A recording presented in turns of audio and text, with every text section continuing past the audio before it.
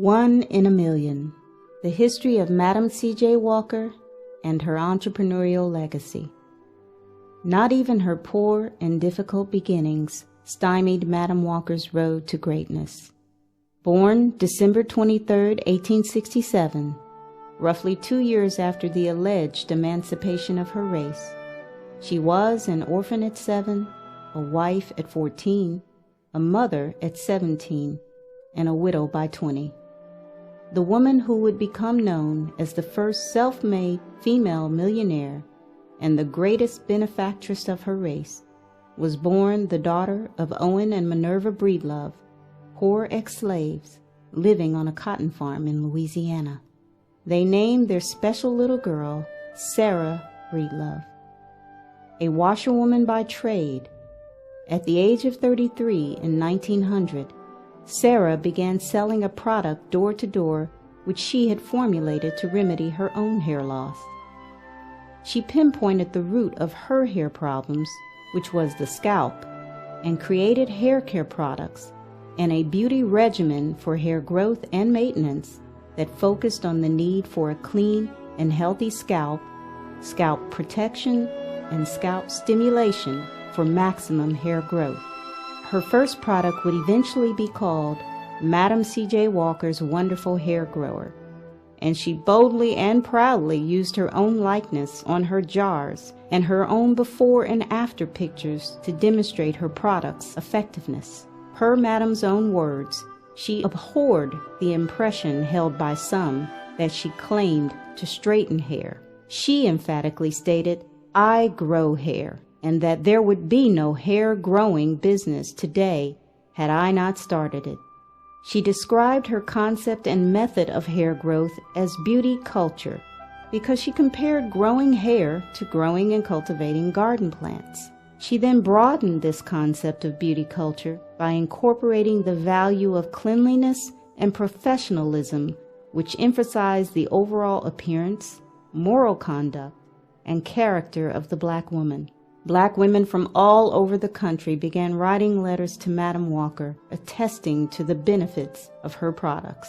By setting up a special correspondence course of beauty culture in Pittsburgh, Pennsylvania, and then a manufacturing facility in Indiana, and later a beauty college in New York City, Madam was able to further establish and promulgate her program of beauty culture, which trained the black female in 3 areas. First, the black woman was taught the proper presentation of herself. She was to be clean, neat, properly attired, and well-mannered. Second, she was taught how to use Madam's hair care system on customers. And third, she was taught how to sell Madam's hair care products to customers. In so doing, Madam C.J. Walker provided a solution to the root of the black woman's demise. She raised the black woman's self-esteem and confidence about her own beauty and intelligence, and she empowered the black woman economically, thus freeing her from white servitude and male dependency. This accomplishment is even more amazing when put in the context of the time in which these things were done and in the context of Madam's own background. The time one historian called the nadir, or lowest point in the history of the black race, outside of slavery itself. The blessings of freedom was now marred by the blatant terrorist acts of the Ku Klux Klan and those like-minded individuals working in collusion with them. The harsh reality faced by the vast majority of blacks living in this era was that the number of lynchings peaked during the early 1900s, as did other backlashes sparked by Reconstruction, such as the burning of black churches and schools and the establishment of Jim Crow laws. During this dark period, most black women were either sharecroppers or washerwomen and house servants for whites. Madam Walker was no exception, but she was, however, exceptional. Madam Walker moved her ever-expanding special correspondence course business, founded on her system of beauty culture, to Indianapolis, Indiana, on February 19, 1910. She then purchased and paid for her home, adjoining which was a factory and laboratory, located at 640 North West Street. She endeared herself to the citizens of Indianapolis when she contributed $1,000 to the establishment of the Senate Avenue YMCA. It is reported that she was the only woman to make such a donation. Madam herself, when referring to the YMCA donation, had this to say, quote, "In referring to that $1,000 gift, I don't want you to lay so much stress on it, and do not say that I am the only one. You might say that I was the first and caused others to awaken to the sense of their duty in helping deserving causes for the benefit of the race." End quote. Not long after her move to Indianapolis, Madam Walker also became a member of Bethel AME Church, one of the oldest and most influential churches in the Black community, to which Madam Walker contributed generously. In less than 2 years after moving to Indianapolis, on September 2, 1911, Madam C.J. Walker petitioned the Indiana Secretary of State to become incorporated, and on September 19, 1911, exactly 1 year and 7 months since her arrival in Indianapolis, the Madam C.J. Walker Manufacturing Company of Indiana Incorporated was established, Madam Walker naming herself president and owner of all 1,000 shares of stock. A relentless worker and ingenious marketer and saleswoman, Madam Walker had thought to place her system of hair care products in Black colleges all across the United States. She also regularly advertised in Black newspapers, and she eventually placed her products in drugstores. As she traveled throughout the country, she wrote letters to her general manager in order to instruct him on how best to run her factory in her absence and how to implement all of her new ideas. However, the Madam Walker agents, Madam's recruited sales force, were her biggest asset. Madam held public meetings in churches, rented lodge halls and other such facilities, and put on demonstrations, including a slide presentation, in order to recruit Black women to become Walker agents. Madam Walker taught and trained them in the methods of application and proper use of her hair oils and vegetable shampoo.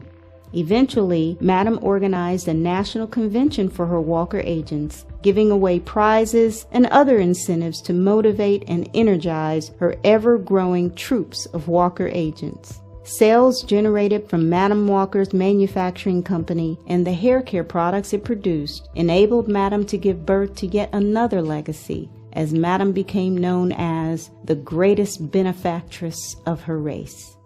Through monies earned and derived from Madam's work in the hair-growing business, Madam Walker regularly donated large sums of money to charity and to individuals of her race who were in need. In fact, Madam was so self-sacrificing and freely giving that those closest to her were worried that she would become financially ruined.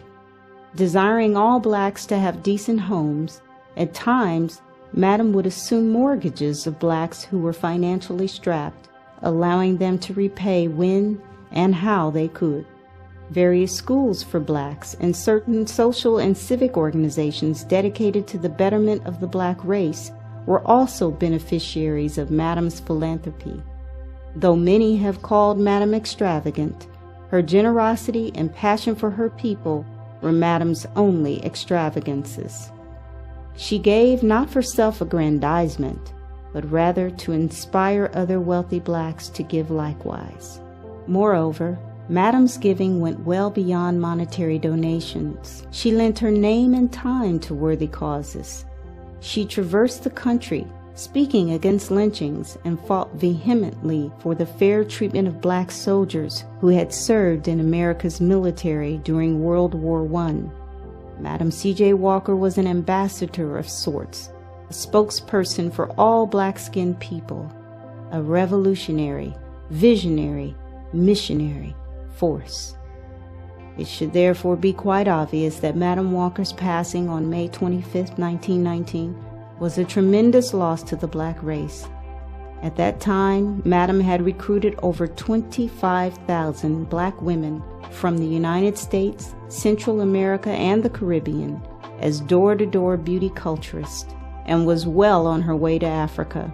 Her net worth was over $1 million, making her the first female, regardless of color, to become a self-made millionaire. She is one of the most successful black entrepreneurs of all time, and one of the first to utilize the method known today as direct sales marketing to distribute her products.